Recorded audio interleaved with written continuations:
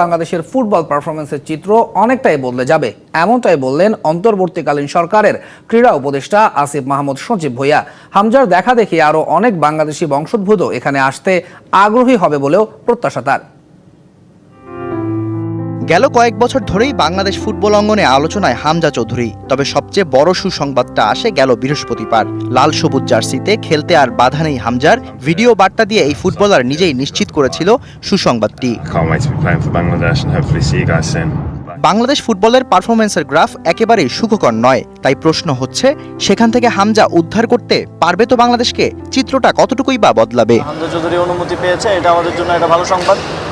আমরা এই ইয়ে থেকে ফুটবলেও পরিবর্তন দেখতে চাই। ফুটবলেও আমাদের পারফরমেন্স আশা করি সামনের দিনগুলোতে ভালো হবে। হামজার দেখা দেখি সমিত সোমের মতো আরো অনেক বাংলাদেশি বংশোদ্ভূত ফুটবলাররা উদ্বুদ্ধ হবে কি দেশের জার্সি গায়ে